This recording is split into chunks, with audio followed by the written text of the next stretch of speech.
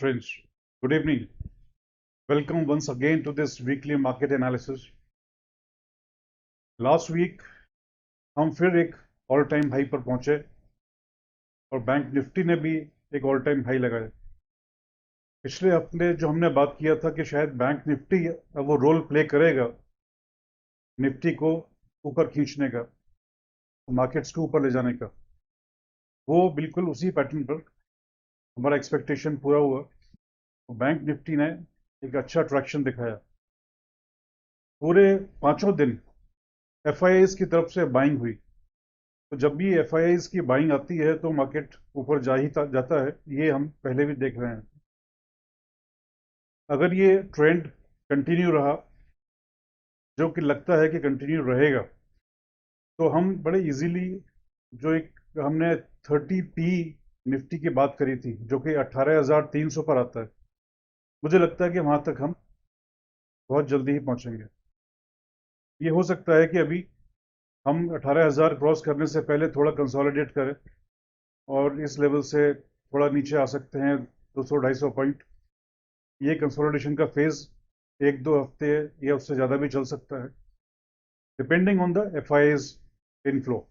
अगर FII inflow इसी तरीके से आया तो हम 18,000 बहुत जल्दी क्रॉस करेंगे और हमारा 18,300 का जो टारगेट है वो जल्दी पूरा होगा। 18,300 पे हमने बताया था कि हम 30p टच करेंगे, जो हिस्टोरिकली हमने देखा है कि वहां पर जाने के बाद मार्केट ने रिवर्सल लिया है। तो ये हमारे लिए एक क्रिटिकल पॉइंट होगा और हमको बड़ा क्लोजली वॉच करना होगा और बड़ा हिसाब से इसमें ट्रेड करना होगा, क्योंकि ये एक पॉइंट है जहां से हम रिवर्सल ले सकते हैं।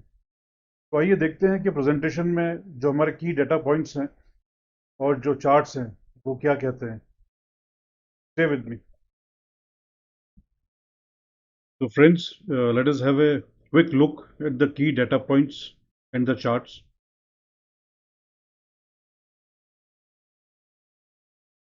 अभी last week we had a record vaccination, और जिस तरह से स्पीड हमारे वैक्सीनेशन की चल रही है, उससे उम्मीद बनती है कि हमारी इकोनॉमी इंक्रीजिंगली ओपन होती जाएगी और इकोनॉमी की एक्टिविटी बढ़ती जाएगी, जो कि एक पॉजिटिव फैक्टर है।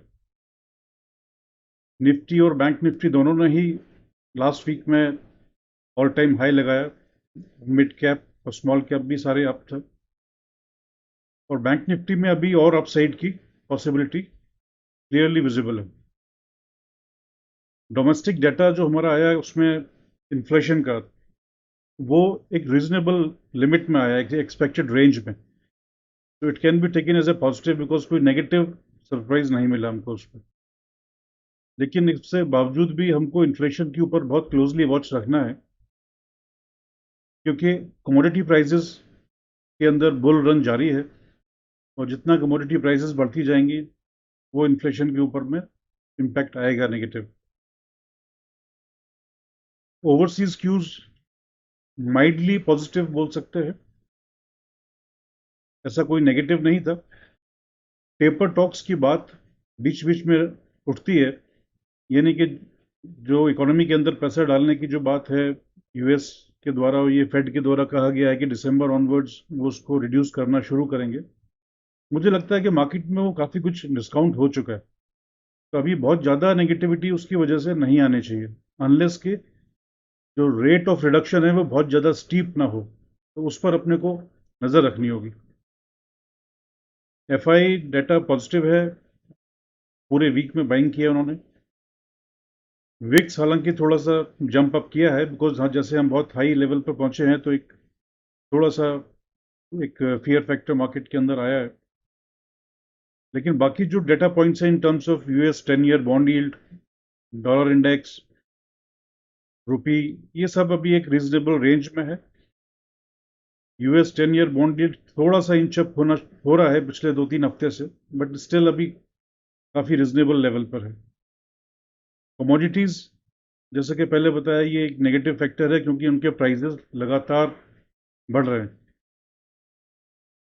यूएस मार्केट्स एक ऑल टाइम हाई के पास जाके कंसोलिडेट कर रहे हैं, तो that is a neutral factor as of now. तो कुल मिला के बहुत कोई नेगेटिव फैक्टर्स नहीं दिख रहा है मार्केट में. If the cash inflow continues तो मार्केट की upward journey will continue. Looking to the charts, हम पहले निफ्टी का चार्ट देखते हैं. निफ्टी में आप देख सकते हैं कि लगातार वीक ऑन वीक ये हम ग्रीन कैंडल्स बनाते जा रहे हैं और हमने ऑल टाइम हाई भी टच किया ऑलमोस्ट 17,800 के नज़दीक पहुंच के. हम 17,585 पे क्लोज हुए हैं. 17,500 पे बहुत स्ट्रॉन्ग सपोर्ट है ओपन इंटरेस्ट जो पुट्स का है उसको देखते हुए. उसके नीचे फिर 17,000 और भी बड़ा सपोर्ट है. पॉसिबल है कि हम 17,000 और 18,000 के बीच में थोड़ा थोड़ा कंसोलिडेट करें और उसके बाद जैसे हमने बताया कि टारगेट हमारा 18,300 है, वहाँ तक हम पहुँचेंगे. लुकिंग टू बैंक निफ्टी, अभी बाकी सारे सेक्टर्स निफ्टी के चल चुके हैं. बैंक निफ्टी ही था जो नहीं चला था और लास्ट टाइम हमने डिस्कस किया था कि ये इसका चलने का समय आ गया है. तो उस हिसाब से इसने परफॉर्म किया और आगे भी इसका परफॉर्मेंस एक्सपेक्टेड है और ये 38,800 के इस लेवल तक उम्मीद है कि ये जाएगा और यही निफ्टी को भी 18,300 तक लेकर जाएगा.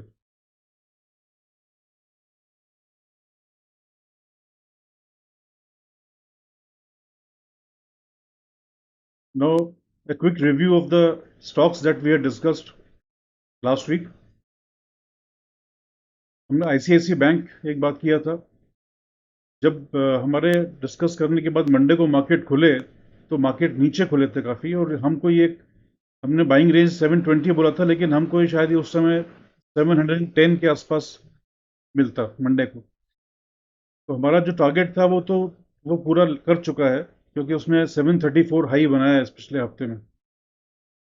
बट स्टिल अभी वो वापस 720 के आसपास ही क्लोज हुआ है and we can hold it because further upside is expected up to 745.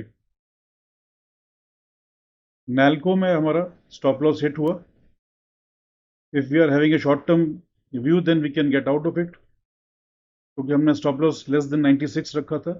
लेकिन चूंकि मेटल्स का जो साइकिल है वो बूम कर रहा है तो थोड़े समय के अंतराल में ये रिटर्न अच्छा देकर जाएगा हमको और हमारा टारगेट भी ये पूरा करेगा. For next week, we have identified ONGC as a probable candidate. This is basically a crude play. Crude के भाव चूंकि बढ़ने का उम्मीद है और फर्दर, तो ये बेसिकली उसका एक प्ले है. ONGC करंट प्राइस 128 के आसपास है and we expect it to go up to 136 and then next target 144. Thank you.